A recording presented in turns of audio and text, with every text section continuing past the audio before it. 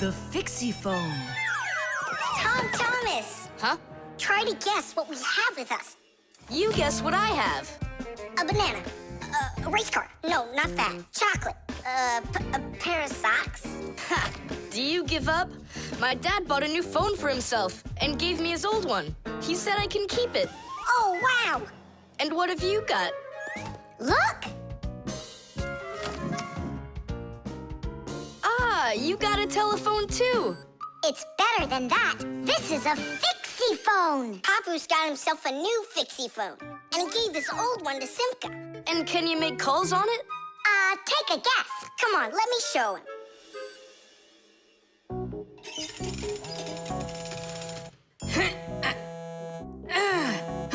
Hi there, Papus. Hi, Nolik. Why are you calling? Just to say hi. Nolik, don't just call me if you know I'm working. All right. See that? So what? I can make calls on my phone. Calls to humans, that is. But to Fixies, you can't. A Fixiphone is a smartphone made just for Fixies. Not only can Fixies call each other with it, but they can get onto their own special Fixie internet. On a Fixiphone, you can find a camera, a flashlight, news, games, movies, and Fixie ditties. Those are the Fixies' favorite songs.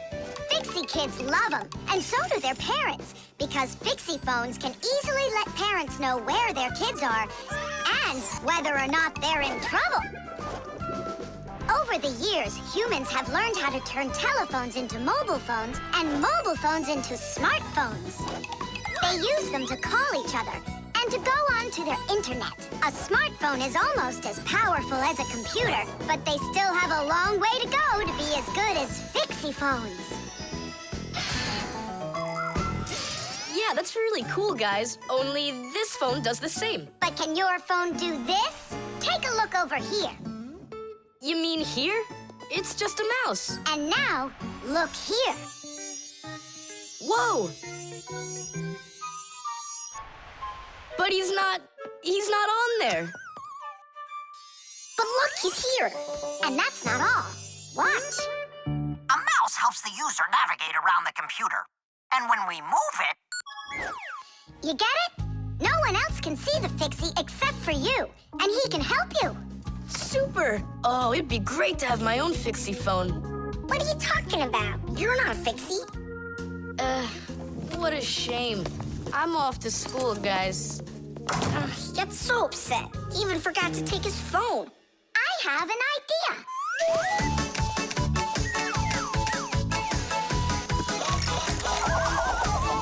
My smartphone's my best friend. I love to hear it beeping, so I keep it by my side even when I'm sleeping. Bing bong all day long, bing bong all day long, bing bong all day long, even when I'm sleeping. With my phone I play alone. I don't need my brother. Soon they'll make a brand new app to replace my mother. Bing bong all day long, bing bong all day long, bing bong all day long, to replace my mother. Check my mail, send it text 1,000,000 times an hour. I forgot to plug it in, now I'm out of power. Bing bong all day long, bing bong all day long, bing bong all day long, now I'm out of power. Bing bong all day long, bing bong all day long, bing bong all day long, now I'm out of power. We finished. Tidish! Look, it's a... Surprise! Wow, this is great! Now I've got my own Fixiphone. It's just like you've got. Well, pretty close. Tom Thomas! Tom Thomas, let me use your phone to call myself. I need to find my phone. Oh, wow. You've changed everything in here. Where am I? I guess I'm Papus. Huh, what a funny name you came up with for me.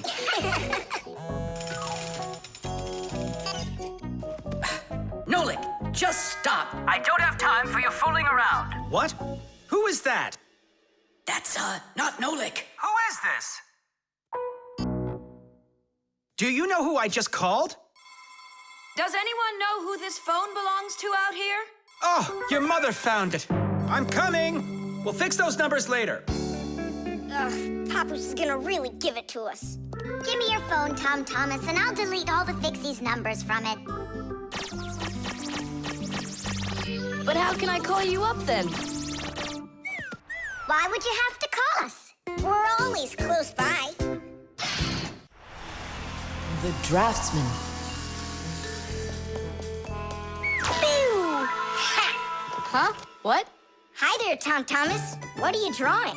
I'm not drawing. This is called drafting. What's the difference? Tell me, is that a circle? Sure is. And that? It's a circle, too. Only it's a rounder one. Of course. That's because I drafted it with a compass. And now I've got a real target. So now I'll load my dart gun. Whoa! Why'd you shoot that thing at me? It was the gun. I didn't even pull the trigger. What? Did it break? Let's open it up and see. There. This little part broke. Let me go find Papoose. He can help you. He can make another one. A brand new one. Wait, I can draft a technical drawing. Will Papoose understand how to read one of those? Are you kidding? Papoose is an expert at everything.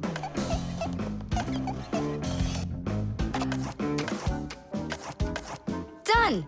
Wow, Tom Thomas, you're a real technical drawer. A draftsman, Nolik. That's what they call it. Try drawing a perfect circle by hand. Can't do it, huh? Well, with the help of a drafting compass, your circle will turn out great. Just put the needle point in the center and turn the compass, and it's done. A compass is only one of the many different tools for drafting. For example, if you need to draw a straight line, use a ruler.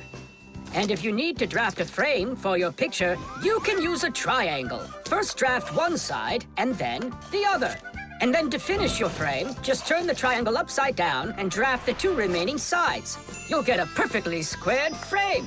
There are also drafting instruments for making curved lines. They are called irregular curves, or French curves.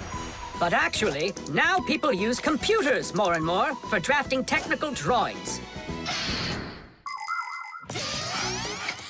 Papoose! Huh? Oh! What happened? We really need your help. One of the parts broke in Tom Thomas's dart gun. Could you make it? What kind of part exactly? Look, here's a technical drawing. So, you even got a technical drawing. Very good then, let's take a look at it.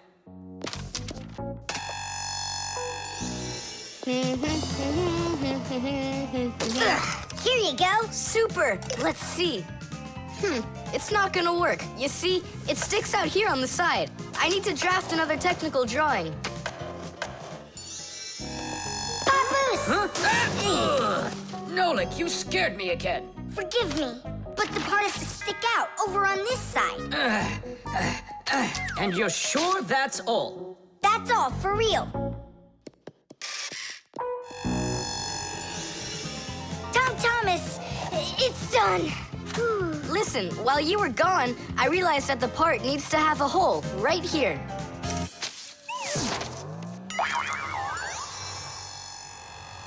Papoose? Again? Sorry about this, but there's a hole in this thing, too. A technical drawing is a special kind of drawing. It has to precisely describe the thing that needs to be made. To do that, the drawing must be very accurately drafted and include all of the measurements. And that's not all. If the object is complex, it must be drafted from at least 3 sides, including the front, the side, and the top. You see? The object looks different from every side. So if you don't want to work over and over again, learn to draft correctly.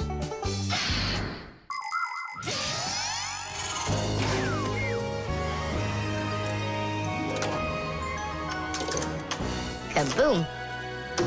It works. Bullseye! And all thanks to our technical drawings. Yeah, after 3 tries, right? Some draftsman you are.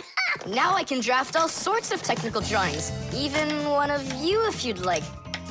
No, don't bother. Hey, Great. that tickles. Now do me a favor and turn. Hey, what are you doing there? Just stop. What's going on? Now I think I got it. It's done. that circle for, huh? That's the top view. You know what, Simka? That's what you really look like from up here. Nolik, take this over to Papus. He can use it to make another Simka. No thanks, Tom Thomas. For me, one Simka's enough. The suction cup.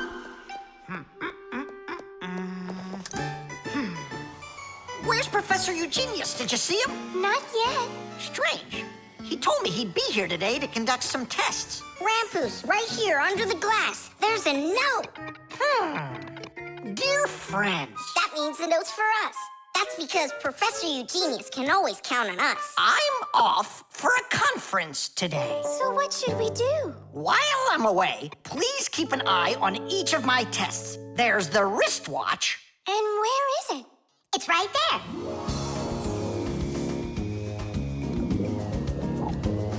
Look! How come the watch is in the water? So the fish can know what time it is? Nolik, don't be silly.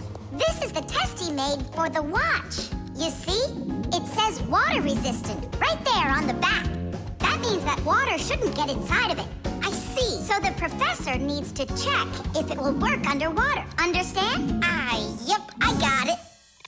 The watch is working. So now, the doorbell test. We'll go look. It's over there.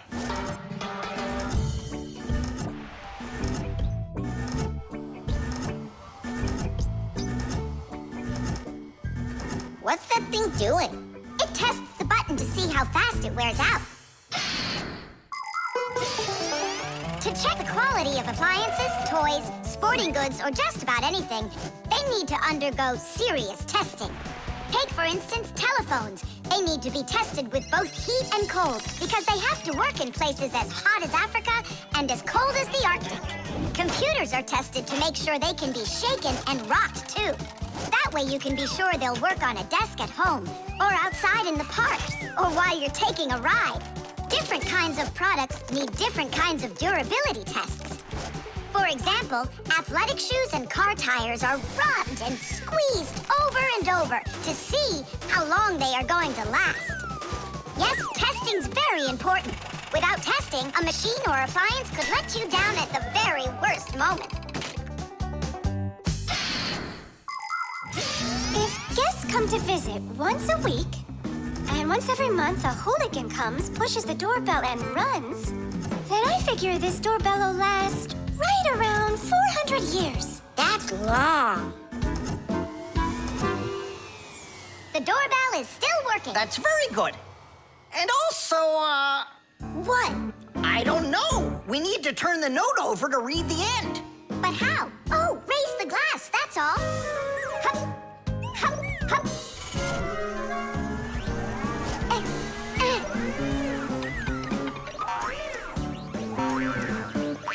I can't get a hold of it. We should find a suction cup. A suction cup? Suction cups are made out of rubber or other elastic materials.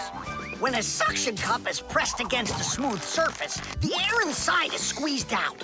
The air outside wants to get back in, and so it pushes down on the cup. The rubber edge of the cup won't let the air leak in, so the outside air keeps pressing down, and the cup keeps on sticking.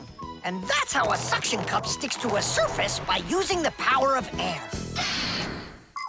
Wait a minute. I know where there's a really big suction cup that we could use.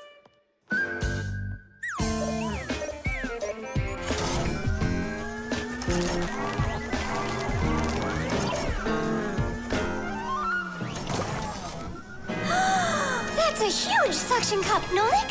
Stiddy, stiddy, stiddy. Well done, Nolik. Only we need to hurry before air gets under this suction cup and it unsticks. My suction cup will never unstick.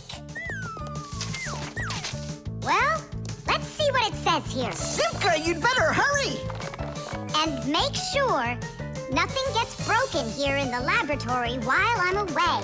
Huh, and what could get broken around here? Ah, the glass, look out!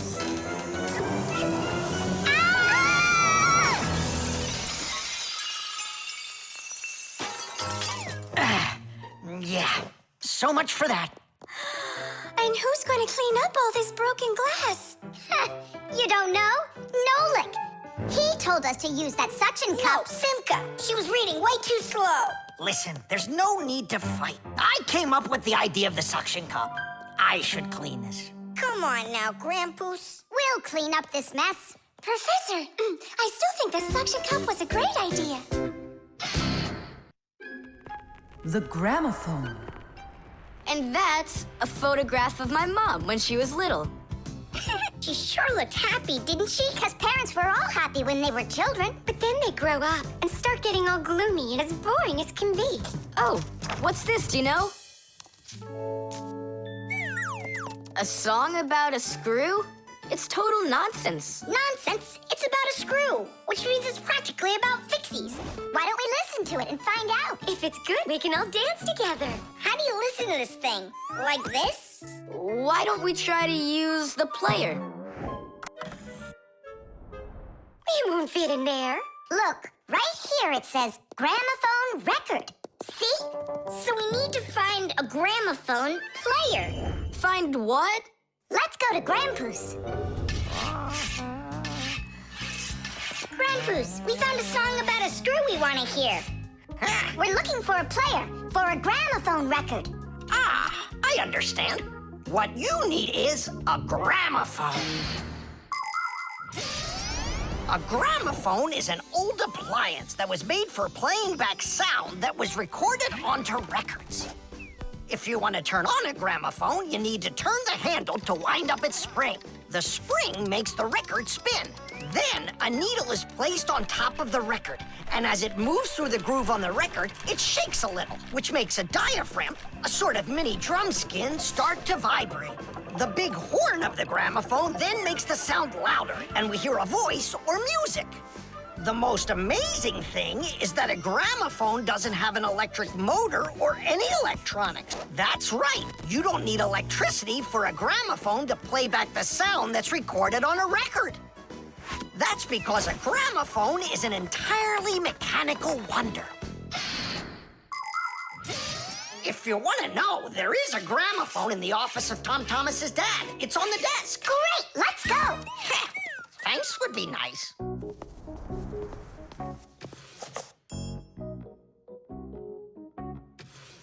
I can't find the on button. There is no on button. You need to grab that handle and turn it. Now take that thing and put it down onto the record. It's not playing. Look, there's no needle in there. And where can we get one from? We can make it. Do you have any nails around here? Is this good? That'll be great. Verda, are you ready? Totally. Better cover your eyes.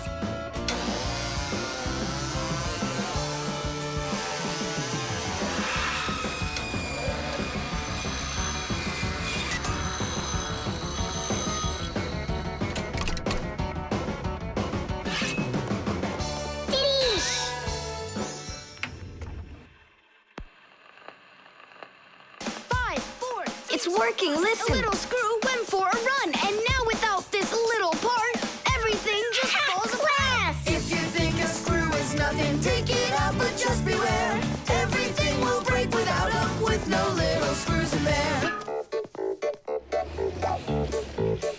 The bulldozer was a strong one, until there was a thud. And then the mighty giant fell straight into the mud. 5, 4, 3, 2, 1, a little screw went for a run, and now without this little part, everything just falls apart. If you think a screw is nothing, take it out, but just beware. Everything will break without them, with no little screws in there. If you think a screw is nothing, take it out, but just beware. Everything will break without them, with no little screws in there. Tom Thomas, what's that music playing? It's a gramophone record. Gramophone? I thought it was broken. We fixed this old... not we. I fixed this thing. Really? What a wonderful boy I've got. Other kids are breaking things and you fixed them. What do you say we play that record once more? I used to love it so much when I was little. The mighty crane was working until there was a pop. And then the mighty giant gave out and lost its top. 5, 4, 3, 2, 1. A little screw went for a run. And now without this little part, everything just falls apart. If you think a screw is nothing, take it out, but just beware. Everything will break without him, with no little screws in there. If you think a screw is nothing, take it out, but just beware. Everything will break without him, with no little screws in there. Tom Thomas's mom really dances super. Yeah, she knows how to have a good time, even though she's a grown-up. If you think a screw is The shadow play. Oh, hi there, Tom Thomas. What are you doing here? I dropped a paper clip. Give me some light. Huh. What's so funny, huh? We're trying to help you out. You've got funny shadows, that's what. Hey, check this out. It's an eagle. And Simka is a goose. She looks more like a moose. I do, huh? All right, and take that. You're like real actors performing in a show. Uh-huh. Actors playing a theater, you know. And we're just under a bed. And so what? How about we make our very own theater? A theater with shadows. Class! Tom Thomas, we need a piece of paper, a huge sheet. It's really quite easy to make your own shadow theater. You can make the screen out of a white sheet or a big piece of paper. Next, make sure the room is dark and shine a desk lamp at the screen. Now, to make the shadows, just put yourself or a cardboard cutout between the lamp and the screen. Your shadow or the shadow of your puppets will come to life. But make sure that the audience sits on the other side of the screen. The play will be much more magical for them from that side. Tom Thomas, light. Oh, wow, Simka, you look totally like the real Red Riding Hood. Hello, dear granddaughter. Hello, dear grandmother. Grandmother, what very big eyes you've got. The better to see you with, my dear. Nolik, come on, we're rehearsing. The wolf's voice is funny. Grandmother, I never noticed what very big teeth you've got. They're so much better to eat you with, my dear. Yum, yum, yum, yum. Let them out, wolf. Or I'll get them out, myself. Ha ha! You'll stop me with that little stick? Hey, that's not in the fairy tale. But in the fairy tale, it's a normal hunter. And what do you think I am? Look for yourself. You're way too small to be the hunter. Fine, then go do your play without me. Well, I guess I'll have to make the hunter out of paper then. That's all. Take a break. I'm really thirsty. She was so salty, that grandma. Nolik, don't be upset. The wolf is huge and I'm so little. Then let's make you bigger. You see? Now you're bigger. Yeah, you're right. And if we go back here, then I'm even bigger. Now you know. If you go back here near the lamp, your shadow will get bigger on the screen. Class! There are just so many different kinds of theaters in the world. In the dramatic theater, the actors speak the lines of the playwright. At the opera, the actors don't speak their lines. They sing them, accompanied by an orchestra. And here at the ballet, the performers don't speak or sing their parts. Here, the story is told with dance. There are also theaters where the performers are animals. In an animal theater, you can watch performances by cats and dogs, or goats and pigeons, or even bears and seals. There are also theaters where the stories are told by puppets. To tell the truth, the puppets are brought to life with the help of people. Yes, there are so many different kinds of theater. My favorite is the shadow theater. I think it's the most beautiful and mysterious theater of them all. Hello, dear grandmother. Grandmother, what very big eyes you've got. the better to see you with, my dear. And grandmother, what great big sharp teeth you've got. Oh, the better to eat you up with, my dear. Ooh, just wait. Aha, Wolf, I've got you. The hunter looks so strong. You're a hunter? Then where's your gun? Why do I need a gun? You're so tiny I could use a fly swatter. But I'd rather do it like this. Like what? With my bare hands. Way to go! Hooray!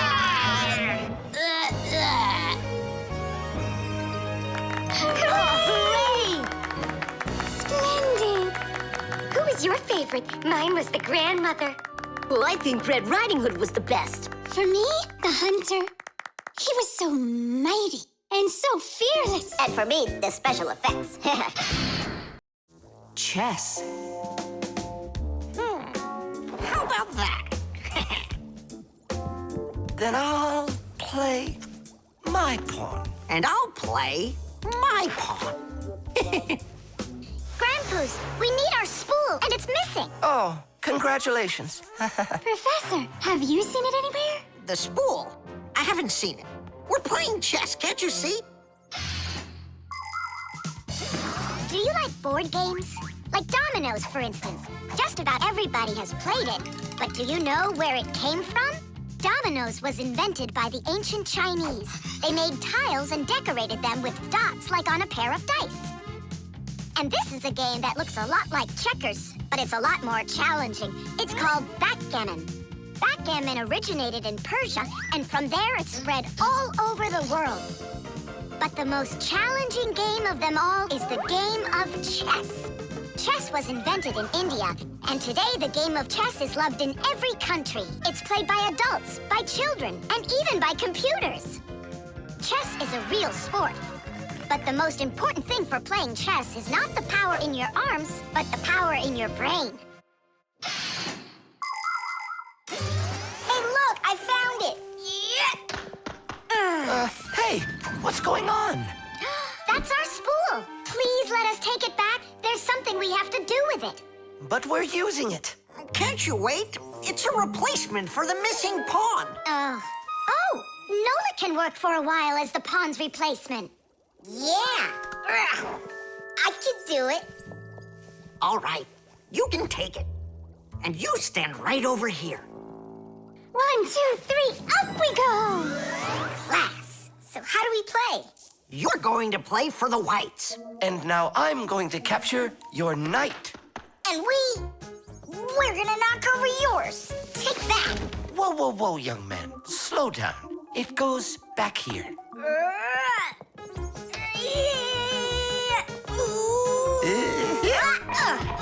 Nolik, get back to your square. What for? Pawns don't move like that. Then how do they move?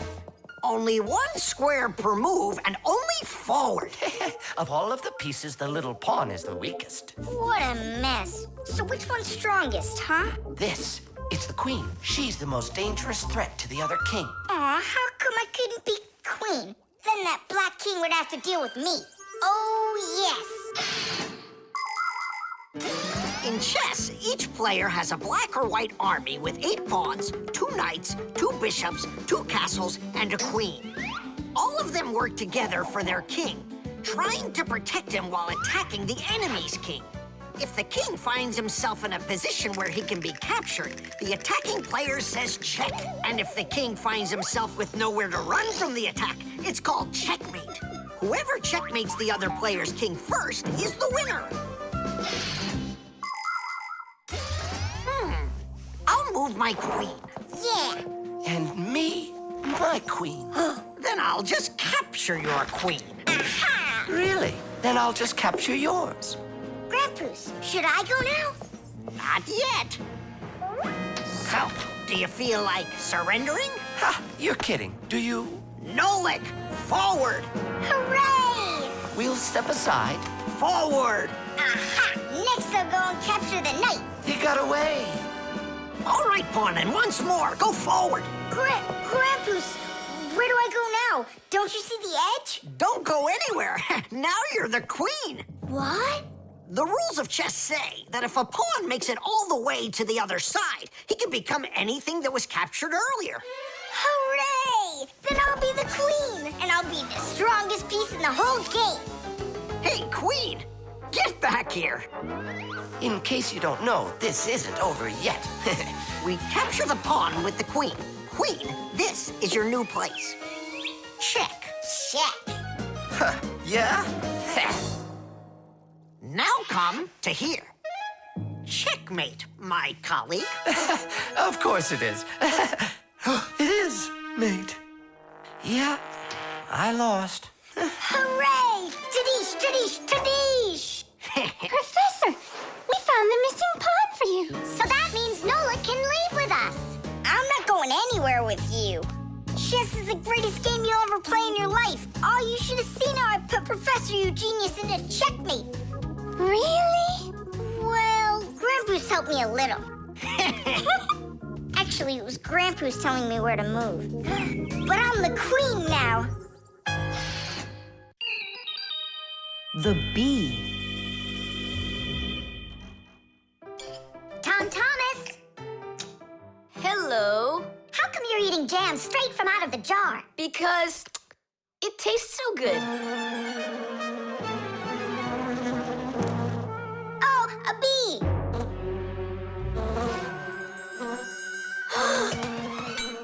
Shoo, get out of here. Leave it alone. It's just a plain old bee. Well, I was bitten by one of those plain old bees once. Tom Thomas, don't do it! Go away, you pest. Flies are pests. Bees are very helpful and useful. How can a bee ever help us out? Bees are hard workers. They are constantly collecting nectar from flowers. Flying from flower to flower, bees transport pollen on their bellies. Thanks to this process of pollination, flowers produce fruit and seeds. In other words, bees help plants reproduce. The bees use the nectar they collect to make that delicious sweet honey loved by kids of all ages. And bee honey is not only delicious, it's also nutritious. So I'm still afraid of it. What if it bites me? Bees don't bite, by the way. They sting ya. Ah! Ah!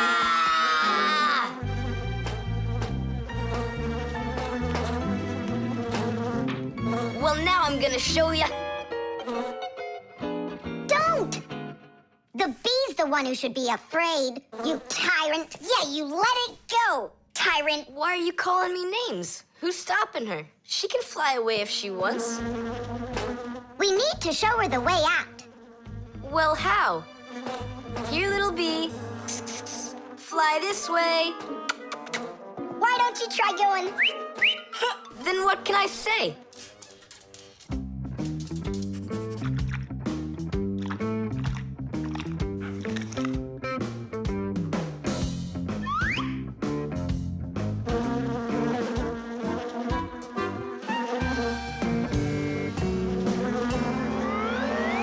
Chusaka, don't move. It'll sting you. It doesn't want to sting. Both of you like to eat sweets. You like eating jam, and so does the bee. Why don't you carry Chusaka to the window? Go on, fly. No, that's not gonna work. You need to go and get more jam. Here, little bee. Yum, yum. Go on and fly. You're free. Let her eat first. Don't be greedy. I'm not being greedy. If she eats, she can make honey out of your jam. Long ago, people could only collect honey by destroying the nests of wild bees. And that went on until someone came up with the idea of taming those insects. They started by leaving enough honey for the bees to survive through the winter. People took care of bees in these hollows until they learned to build small houses for them called beehives. And a town made of these bee houses is called an apiary. Bees live and work together in the beehives making honey, while beekeepers take care of the bees and collect the honey. Bees are real team players. They tell each other where the best flowers grow. Do you know how they do it? One of the bees does a dance, and then the rest of the bees watch the dance and learn where they need to fly. You poor thing. Tom Thomas tired you out. I told you there's nothing to be afraid of. You see? She's just so nice and kind. I'm not afraid of her. She wouldn't let me eat my jam, that's all. Well, now it's time for you to fly away. Whoa! She's playing rough here. I want to try. Nolik. You're too little. You'll have to grow to do this job. Whoa, whoa, whoa. Calm down now. Now let's fly. Hey, Simka, the window's back there. I can see that without you. So how can I get you to turn around? Cool! Hooray! She's listening to me. Phew! Woohoo! Don't miss the window. Now! So long, honeybee! Tidish! Tom Thomas, do you have any more of that jam left? Yeah. What for? Bring it here. We'll get more bees to fly in. How come? What do you mean, how come? Because it's my turn for a bee ride. The antenna. Wow, is this cool or what? Ah, hello there, little Fixies. Did you come to see what I'm working on? Professor, you genius. Tell us what you're planning on doing with this huge thing. Well, I hope to use this fantastic device to make contact with aliens. Since ancient times, people have wondered, is there life on other planets? What might aliens from outer space look like? And what kind of spaceships do they travel in? There are some people who say that they've seen alien spaceships and that they look like flying saucers. There are even some people who say they've actually made contact with aliens. But personally, I'm sure it's just their fantasy. And science hasn't been able to prove any of these stories either. The one story that makes me laugh harder than all of the rest comes from a guy who claims that he saw aliens with his own eyes. Can you believe it?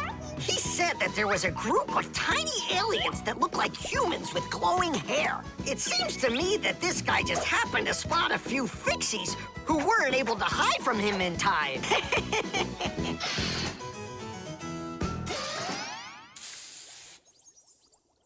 It's ready. If I could talk. And now what? If the aliens are out there flying by the Earth, they'll see this plate, get hungry, and come for food? Aliens don't need a plate like this, silly. When they've got plates that fly, flying saucers. You're both silly. This thing isn't a plate at all. It's an antenna. Antenna? Antennas help people receive radio signals. They come in all sorts of shapes and sizes, like this, or this. To pick up a signal that's very weak, powerful antennas that are shaped like large dishes work the best of all. When radio waves hit the dish, the waves all bounce off of it and gather together into one point. This makes the signal stronger and clearer. The most powerful dish antennas can even pick up signals from outer space.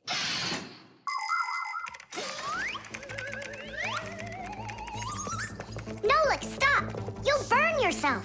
Don't treat me like a baby boy, okay? Ah, interesting. I wonder what's inside of there. Do you know? Why don't we go and take a look? I was only trying to help him out. No need, Nolik. The soldering iron is way too hot, and I'm practically all done here. Ta-ta. Then let's start looking for those aliens in outer space. Just 1 second, Nolik. There. Uh-oh. And now,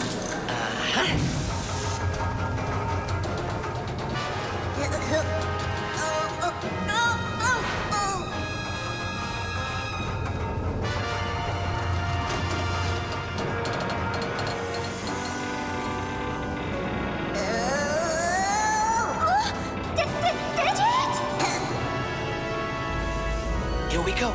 Nolik, Simka, let's see if we can pick up signals from outer space.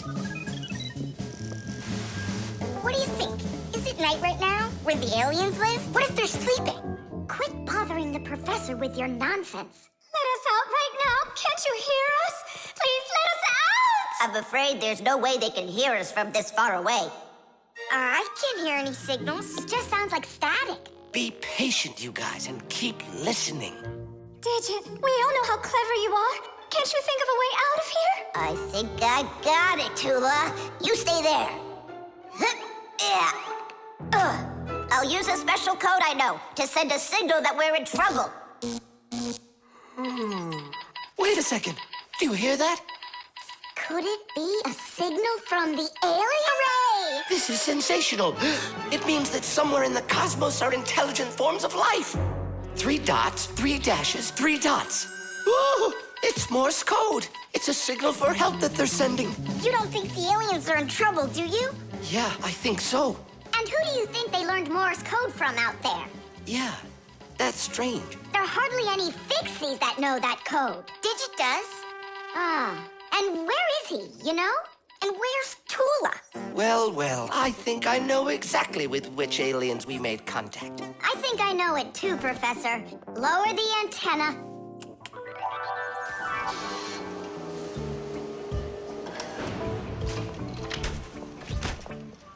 Greetings to you, oh extraterrestrial visitors. Hi there. It's good to be back. What a shame. I was really hoping that we'd find intelligent life forms out there. It's all right. At least we found 2 unintelligent ones. Batteries. Oh, my little lemon, just you wait. One day you'll be a strong and splendid tree. She's talking with a flower pot. Oh, you scared me. Do you like it? Like what? My seedling, don't you see? It will grow into a huge tree. And there, amongst the green leaves, will be beautiful yellow lemons. Class!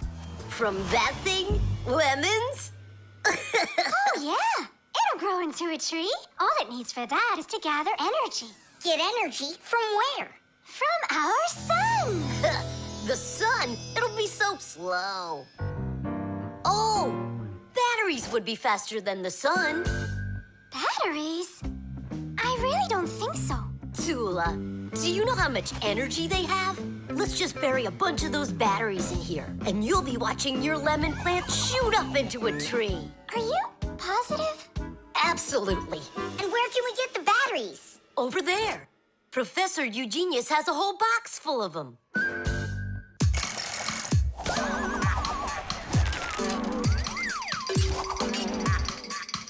Batteries, batteries.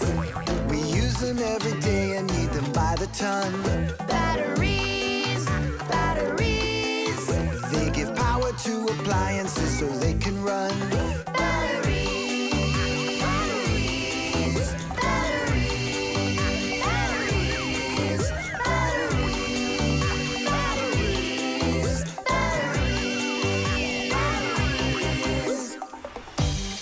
That does it. We'll be seeing the first lemons before the week's over. The first battery in the world was made in Italy more than 200 years ago. When 2 different kinds of metal were placed in salty water, electricity started flowing through a wire from one piece of metal to the other. Many years have passed since then, but batteries still work in pretty much the same way. Today, you can find batteries being used for electricity just about everywhere. Tiny batteries are used inside of wristwatches, while big batteries can power cars and even ships. With new batteries being produced by the millions, we have to think, how should we get rid of the old ones? You can't just throw away batteries because they'll poison our soil and water. The best way to dispose of batteries is to take them to a special collection station that sends them to factories for recycling. Yes, it's a terrible idea to bury batteries. You can kill any plants that are growing there. And this is the very reason why Professor Eugenius puts all of his used batteries in that box over there, so he can dispose of them properly. Hey, where are they? Oh, my seedling! We harmed you! What? Where are the batteries? They're in the flower pot.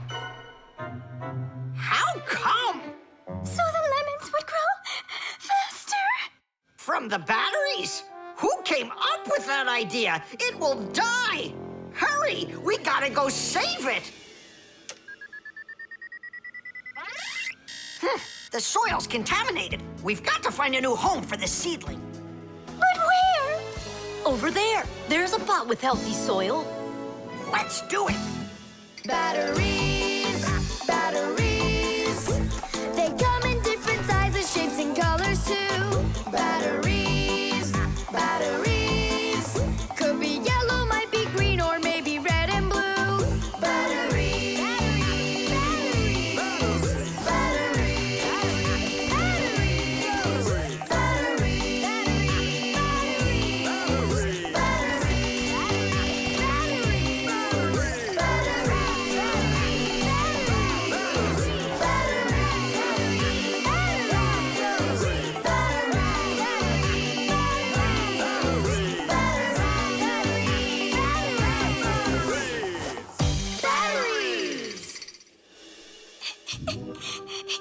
Don't cry, Tula. The seedling will be perfectly fine. It will grow big and strong with branches full of beautiful lemons and oranges. And watermelons. It's a lemon tree fire. Will you ever stop going too far, like with the batteries? Well, anyhow, batteries are cool, right? Look how many appliances can't work without them. You're right. Appliances can't work. Look, the seedling's coming back to life. It really is. Tula, tell us, isn't it splendid? Splendid. The motion sensor. This part has to be replaced with one that's new. I've got an idea. How about we run to the warehouse and get it? 'Cause you don't have time to go there. And that way you can keep on working. All right, then. Only remember the code for the part. A8375. I'll remember it for sure.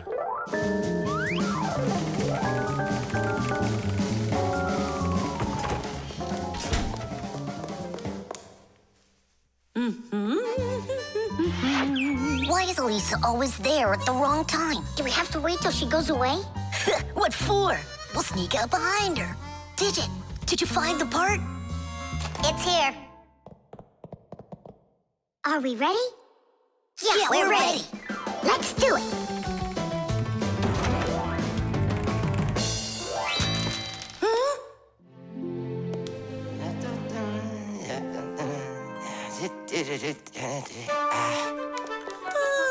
Professor Eugenius, you're in here. Do you know why this door just opened? And closed by itself? Of course I know, Elisa. It's because I converted it into an automatic one. You see, I installed a motion sensor above it. A motion sensor is like an electronic eye that watches everything that moves in front of it. Did you ever wonder how doors open by themselves at places like stores or at the airport? They open with the help of motion sensors. If the sensor sees that someone walks up to the door, it sends a signal to the door's electric motor. The electric motor opens the door and then automatically closes it after the person walks through it.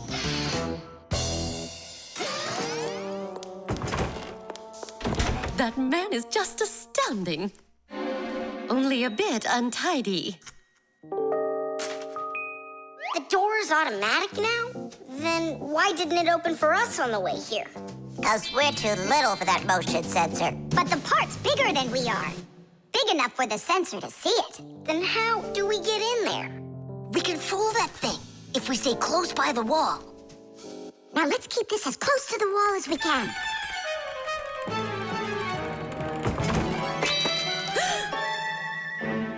This door is a little too automatic.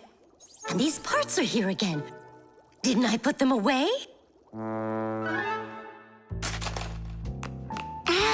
The sensor still noticed us.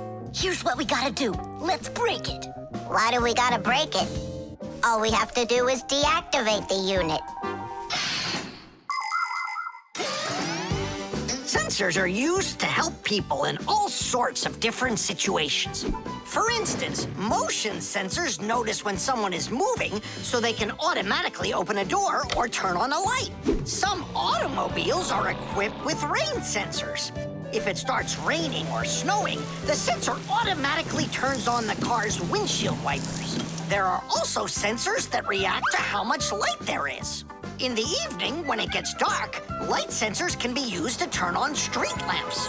And in the morning, when it gets light again, the sensor switches them off. A smoke detector can sense when there's smoke inside. The sensor can be used to turn on a fire alarm or even an automatic fire extinguishing system.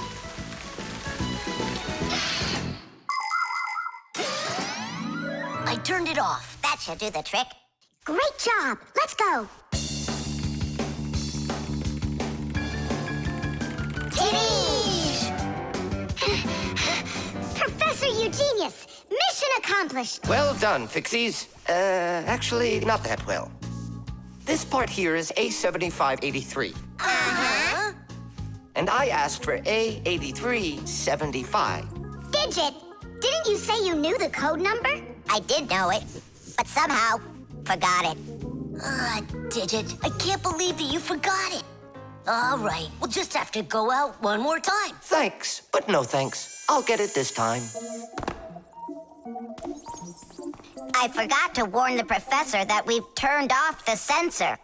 And I'm afraid he's expecting that the door will automatically open up. Professor! Stop!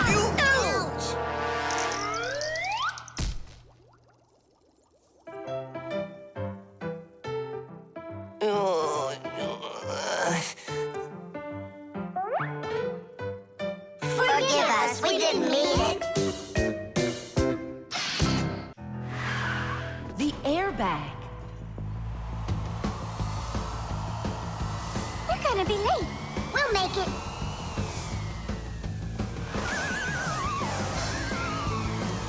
Whoa! Oh, wow. Hey, slow down there. I'm a super duper racer.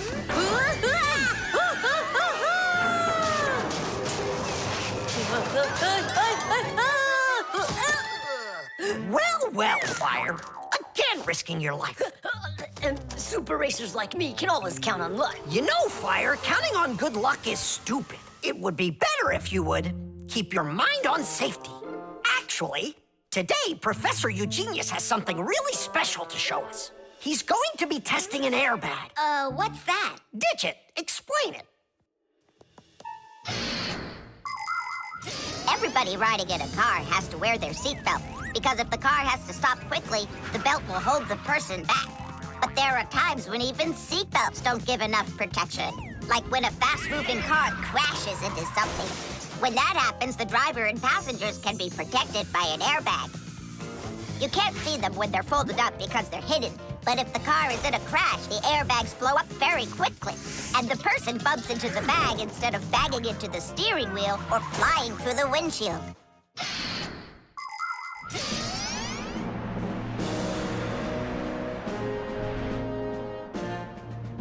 Here I come. And once again, when something dangerous must be tested, Professor Eugenius tests it on himself. But Grandpoos, aren't you scared that it won't blow up with air? Don't worry about the air. A 3 and a 2 and a 1.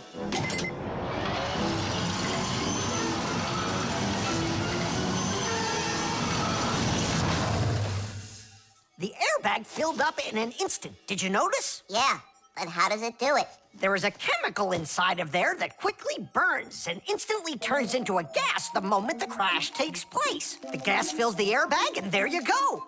Did I explain that right, Professor?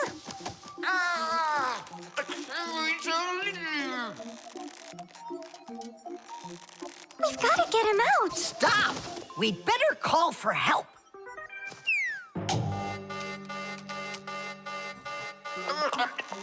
Professor, do you need some help?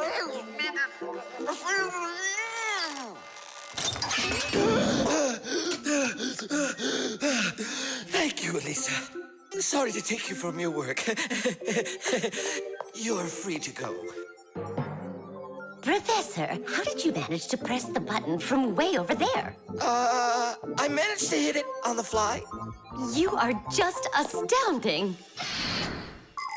To keep small children safe while they're riding in a car, they must be buckled up with a seatbelt inside of a special booster chair.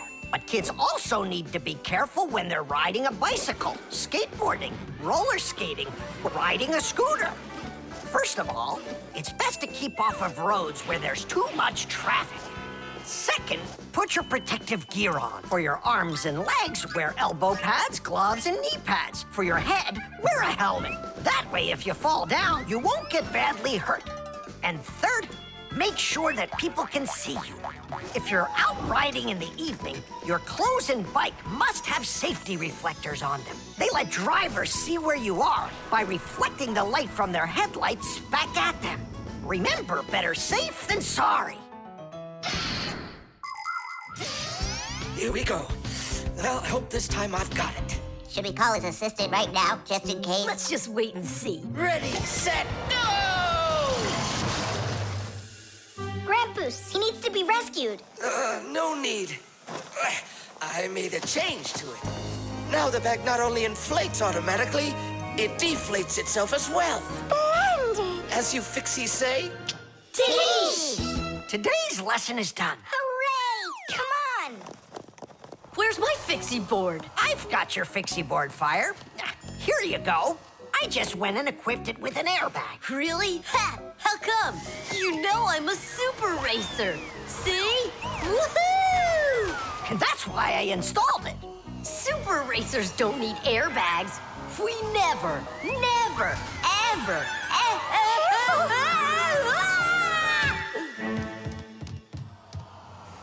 Oh, wow! Is that airbag cool or what? It's a very original design he used there. That design is my own, and Fire ran the test. Professor, will you make an airbag for each one of us? You all will get them real soon. But even so, Caution and care make accidents rare. The elevator.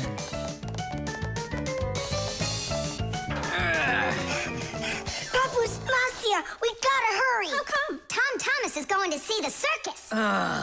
And what? We want to go with him, can we? The answer's no. Just you kids without supervision. Who said no supervision? His parents are taking him there. We'll be careful, don't worry. They won't even notice us. Well, if Tom Thomas's parents will be there. Hooray! We can go! Wait a second. I didn't even say yes yet. Yeah. Simka and Nolik, where are you? We gotta hurry up. Tom Thomas, it's time to go. I'll be right there. We're ready. Climb into my hood. Ha! I know who's going to the circus today. Whoa! Huh? What just happened? I think that the elevator broke down. Don't you worry. Emergency operator. We got stuck in the elevator. Understood. Please wait. We'll have the elevator fixed within the hour. That long? That means we won't get to the circus on time. Tom Thomas, we'll go get Papus and Marcia. I'm sure they can fix it. People need elevators to help them get to the upper floors of tall buildings. When someone steps into an elevator and presses a button, the elevator's electrical engine starts up. It pulls the cable that is attached to the elevator cabin, and the elevator goes to the desired floor. The cable hangs over a wheel, and it usually has a heavy counterbalancing weight attached to the other end of it. This counterweight balances the elevator and helps the electric motor do its job.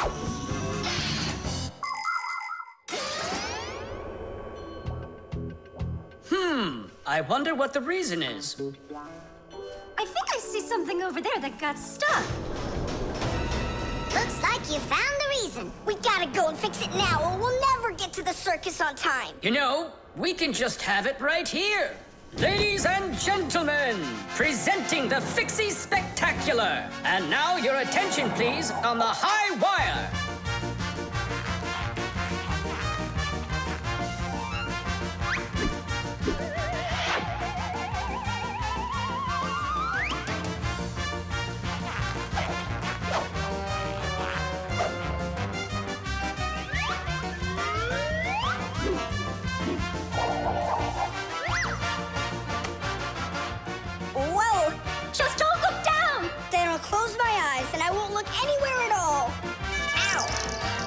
now we bring you our very own aerial gymnasts.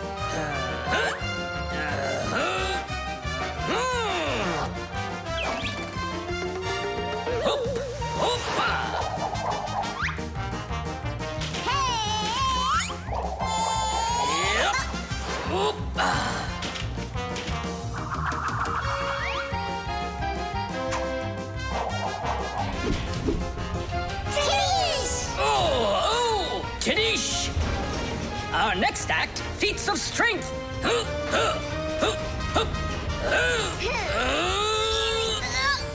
won't come out! I know how to fix it. With a death-defying circus act. Point your eyes up! Marcia, where are you going? Up to the electric motor! Do you know the right way to behave yourself inside of an elevator?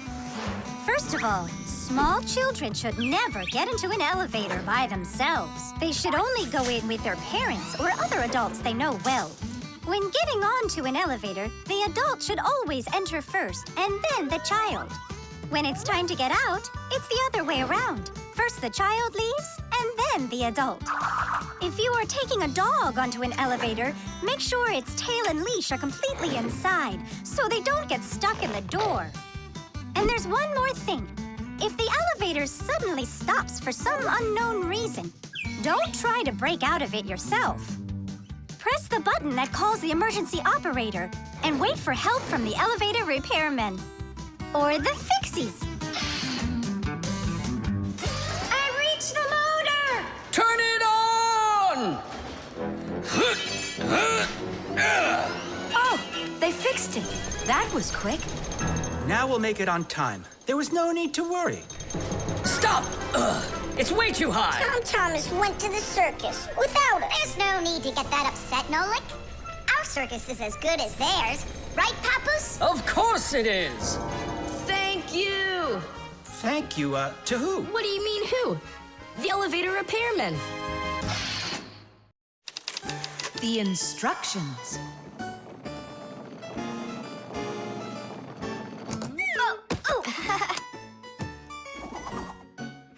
It doesn't work. Try putting it in the other way. Did you read the instructions? Why would I? Instructions are for dummies. Yeah, instructions are for dummies. All right. Oh, what's going on? Whoa! My battery! Instructions teach us how to do things right. Instructions for a piece of furniture explain how to put it together. With the instructions for a television, we can adjust the picture and sound the way we like them. Printed on a box of oatmeal are the instructions for how to cook it. The instructions for medicines tell us what the medicine is for and how to safely use it. So always read the instructions if you want to do things right and avoid a lot of problems. I found it. Here it is. Here you go, Tom Thomas. Whoa. We got you a new chair, but it has to be assembled, and I'm afraid it'll be a little bit difficult for you. No, it won't. Don't worry, Dad. I'll do it. Finish before dinner, and we'll get ice cream tonight. A creamsicle. 2, okay? First, assemble the chair. Tom Thomas, can I help you put the chair together? Come on. Hey, first you two need to read the instructions. Simka, stop being such a bore. What, like I haven't seen a chair? Or like I haven't seen a chair?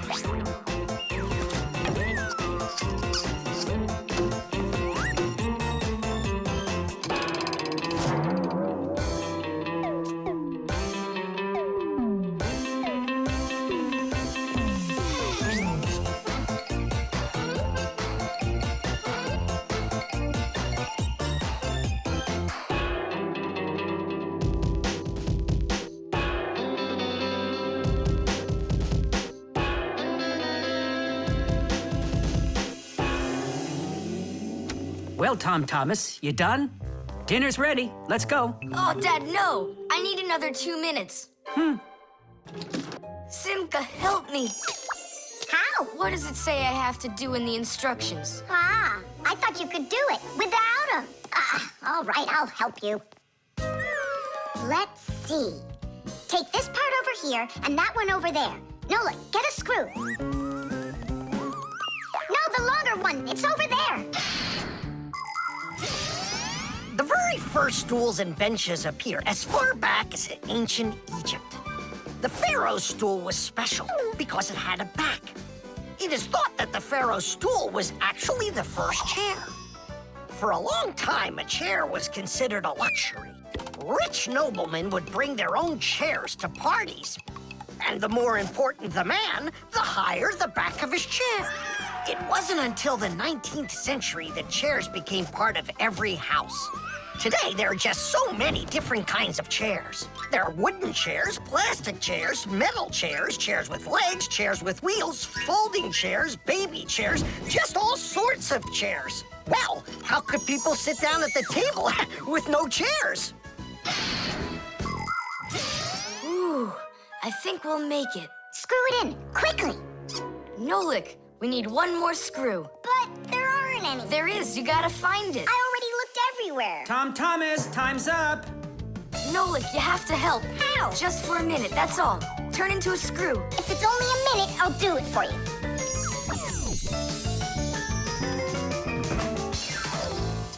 I'm done. You built it. Huh. Great job, son. Mom, see how I won the bet? Can you believe it? He put the chair together. You're so brilliant. Go on, have a seat. Oh! Whew. Now I see. You missed a screw. But I screwed it in. It must have, what? Must have what? Look, here it is. Now this screw's not going anywhere. And that ice cream you won? Well, you just lost it. Well then, Mr. Chair Builder, time for dinner? Yeah, in a sec. Where is that Nolik? He ran away. What a traitor. No, he's not. He promised you he'd become a screw for just a minute. And the minute was up. Well, where is he then? Over there. He's studying the instructions for the clock. Hey, Tom Thomas, it says that we put the wrong kind of battery into the clock. We should have used that kind. You see, Tom Thomas? If you don't want to be a dummy, instructions are for you. The baby monitor.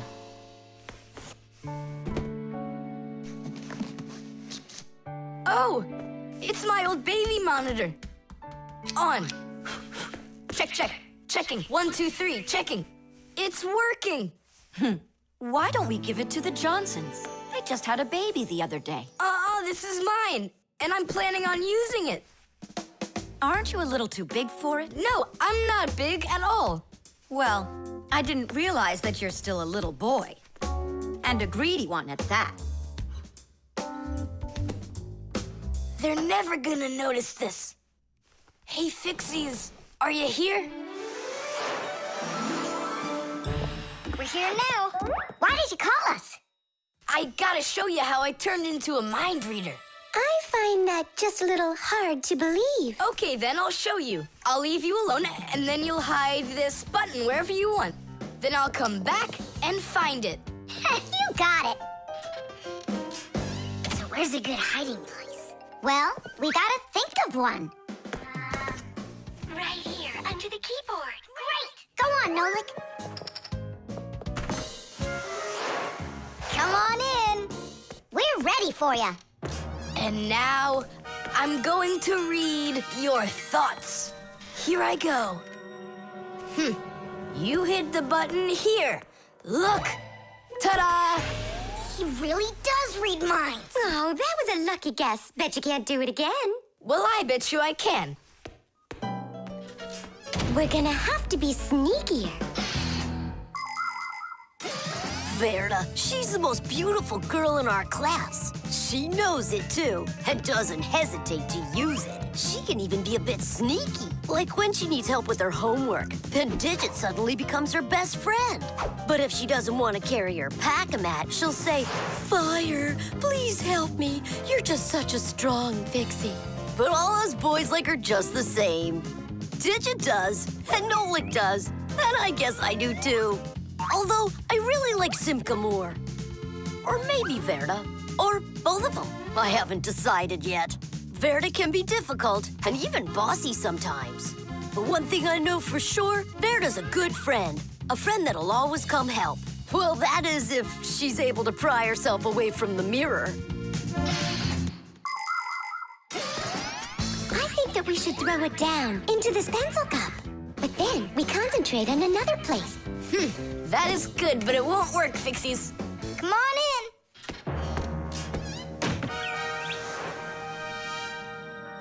Uh-huh. Aha! It's in here. Tadish? Simka, were you thinking about the cup? No, I swear. And my mind was blank. Then who did, huh? Uh-huh. Tom Thomas, what do you say we go again? As many times as you want. Shh, I know how he's been doing all of this. It's a baby monitor. That's how we can hear what we're saying. I don't get it. A baby monitor helps parents watch over their babies. The system has 2 units that look like wireless telephones. The parents keep one of the units by their side and put the other one in the room where the baby is sleeping. If the baby suddenly wakes up and starts crying, the unit in the baby's room will pick up the sound and send it by radio waves to the parents' unit. Mom or Dad will hear the crying and go and comfort their child. And so he's listening to us now. This time I know what we should do. Go hide it under the globe. Ooh. Go on. Uh-huh. Aha! Huh? Where is it? If you read our minds, you'd find your button under the baby monitor. You tricked me. That's really not nice. And spying on us is nice, you think? I'm sorry, I just thought it'd be fun. Well, anyhow, Tom Thomas, you're too old for this thing. Unless, of course, you still need it. I'm not a baby. I was just, checking it. I'll go and give it to Mom. Mom, I'm not greedy. About what? Let's give this monitor to the Johnsons, and this car is for their baby boy. I don't think that baby's big enough yet for your car. So what? Soon he's gonna get bigger and become a big boy, right? Like me. The laboratory.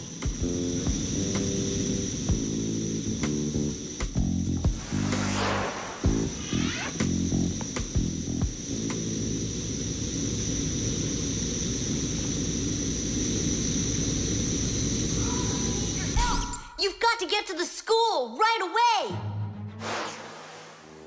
What did he say? That we've got to get to the school. How come? Did you hear why? I didn't, did you?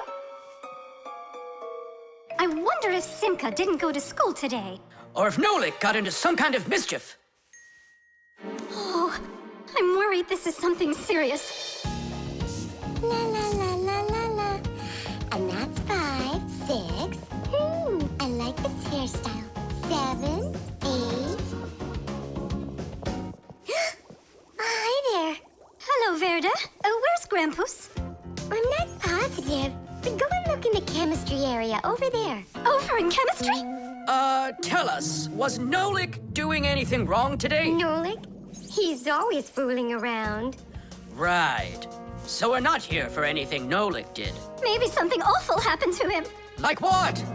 Well, how about anything? This isn't just a school for Fixies. This is a laboratory. The laboratory where Professor Eugenius works is always humming.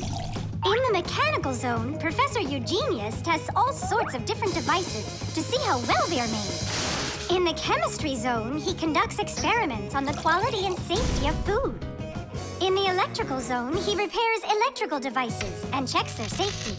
Unfortunately, the professor can be absent-minded, and that can cause things in his laboratory to bubble, spark, or even explode.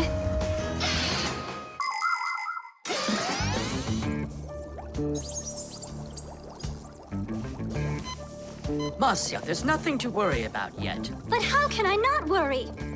Digit, have you seen Nolik anywhere? Do you know if anything's happened to him? This is a laboratory here. Who knows what could happen to anyone? Like what? What are you saying? Like that. I told you, things happen here. And where? Let's go, quickly! Marcia, no need to panic. Tula, it's so good you're here. We really need your help. What is going on? Grampus! What? Where? In the mechanical zone, there! And Simka and Nolik, there! They're all there! Oh, my children! Don't lose your head. Oh! Oh! Marcia is my wife, and the mother of our children, Simka and Nolik. Marcia is a real beauty, a kind and gentle soul, and a wonderful homemaker. She is also a very responsible and extremely skilled Fixie. She is our family's expert in kitchen appliances and gadgets. Marcia works from morning till night, fixing and cleaning anything that is in need of her expert care, because she just loves when everything is clean and tidy. But most important for Marcia are her children. She takes loving care of Simka and Nolik and tries to protect them from harm. Marcia worries about them so much that sometimes her imagination gets carried away with what might have happened to them. Although our little Nolik can get himself into situations that even Marcia could never have dreamed of.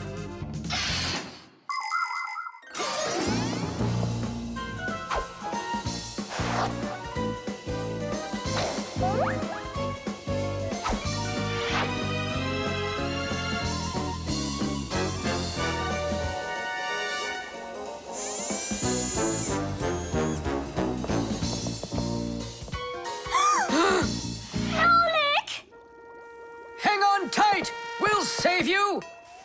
Hey! You're alive! What's going on? I don't need to be saved from anything. So it's Simka we need to save, not you? I don't need saving either. I'm fine. And what are you so worried about? Everyone's alive. Then why did you make us come here? I need you to help with a little accident we had.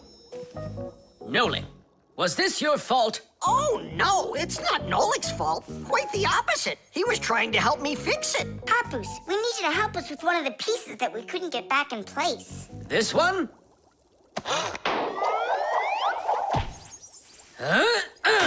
Tadish! Oh, a perfect repair. Huh, that was really the only reason we had to rush here? Why not? There was just no way we could let this wait, so I sent for you. But Fire said... Why fire? Why is it always fire? How come you had to scare us so badly? I'm not the one who scared you. You did that all by yourselves. Knots.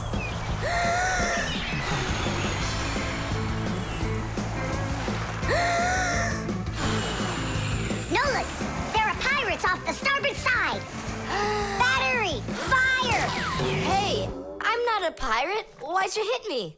That's it. I'm tired of playing the wind. Where are my pirates? This looks great. Can I board your ship? And what are your skills? Tons, like protecting the ship and yelling hooray when we win. And how about good sea knots? Can you tie them? Of course I can tie them. Then tie up our treasure. And make sure it's good and tight. Pirates, prepare to attack! I got it. Whoa! That's done. Good enough. Hooray! It's good and tight. Now can you survive a storm? Without a doubt.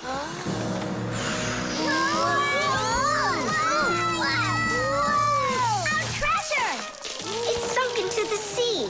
That was my mom's necklace we sunk. I'll pick it all up, don't worry. No, thank you. We'll manage ourselves. He calls himself a sailor. Go and learn to tie some knots. Try tying 2 ropes into a knot. You think it's easy? A badly tied knot will untie itself before you know it. Here's one way to tie it right. First, cross over the 2 ends like this. Now, to finish the knot, you've got to cross them over again. But not this way. It's got to be in the opposite direction. When it's done, it looks like one loop inside another. This kind of knot is called a square knot. And it won't untie as long as you tie it right. And that's just one of the many kinds of knots a sailor has to learn.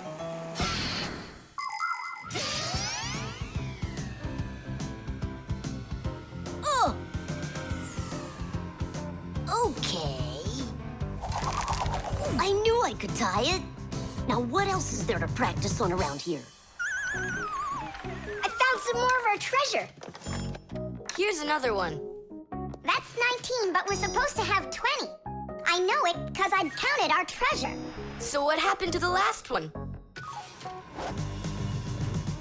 Well done there. So what else could I tie? Perfect. I even remember what it looks like. It's a different color. It's a bright red one. Oh, Mom's gonna notice right away that the red one's gone. I gotta go find it. Yeah, I think it's on the floor. Who tied my laces together? I was just practicing, sorry. And what else did you tie up to practice your knots? Not sure you want to know. You're funny. Let's go untie them.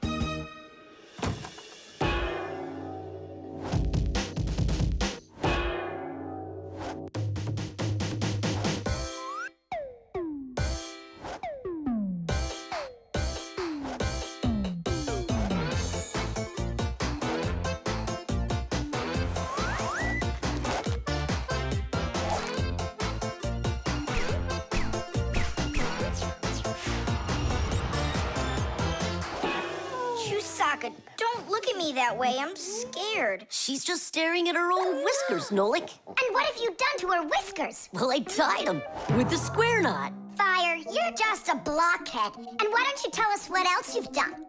Well, okay. I tied a decoration on her tail. That's where it is. We were looking everywhere for that thing. Fire, go and fix everything you've done. Chusaka, don't run away. Don't be scared. We just want to untie the knots.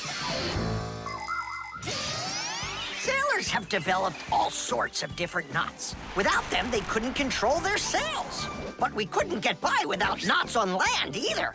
Mountain climbers use tightly knotted ropes to help them climb and keep them safe. Fishermen tie hooks to their fishing line using special knots. You can't even pitch a camping tent properly without making a knot. When people sew, they tie knots in the thread to hold it in place.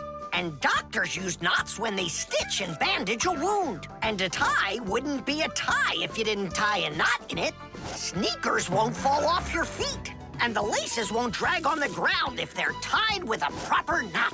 But sometimes things can get knotted up by accident. And that's one time when you don't need to know how to tie knots, but how to untie them. All aboard! Like that. Now the only thing left to do is tie a knot. Should I tie it? Are you sure it won't untie? You're joking. Why don't you go ask Chusaka if I can tie a knot like a sailor? The tools. Hang on.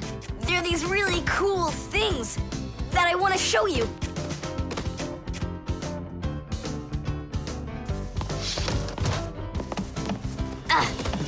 Whoa! Whoa! Look how many things you got all at once. Your dad's gonna be so angry when he sees what you did with all of his tools. I'm gonna put them all right back where they were. And where were they? Open the box and you'll see. It's neat. There's a special place in there for each one of the tools. Try hammering in a nail or drilling a hole with your bare hands. There's no way. But with the help of the proper tools, it's a piece of cake. But of course, that's only if you know how to use them.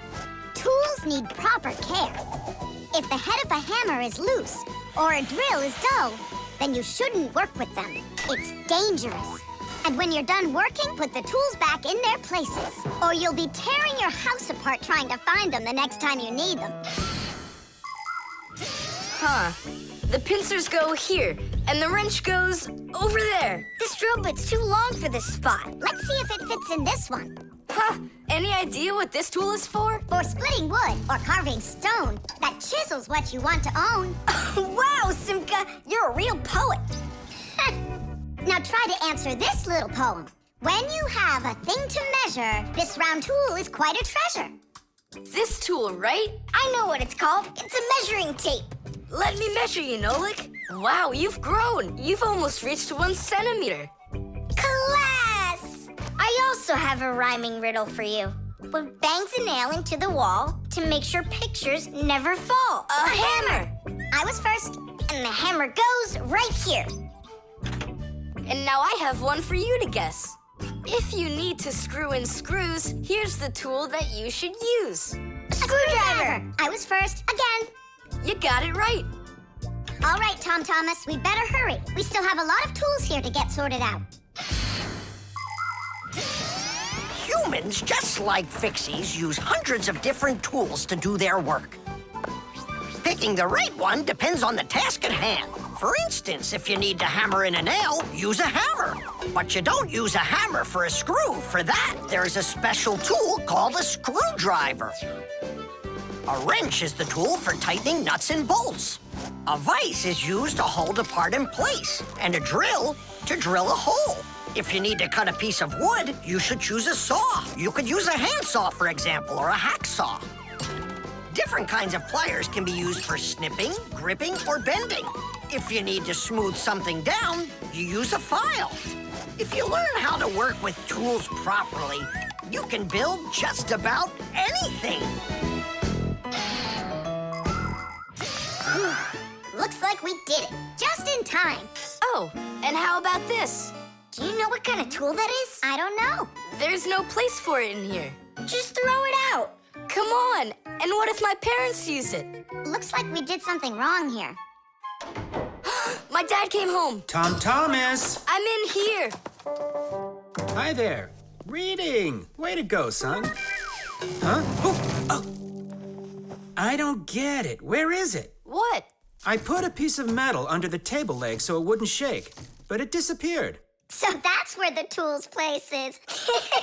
Did you take it? What? I didn't. It must be somewhere under the table. And you look under the sofa. All right.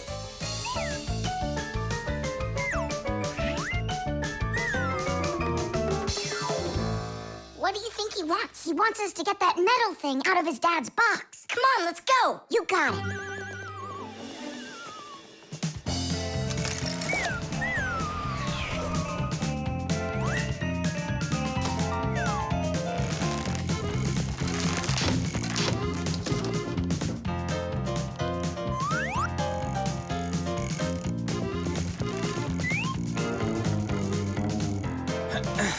Any luck? Uh-uh. Me neither.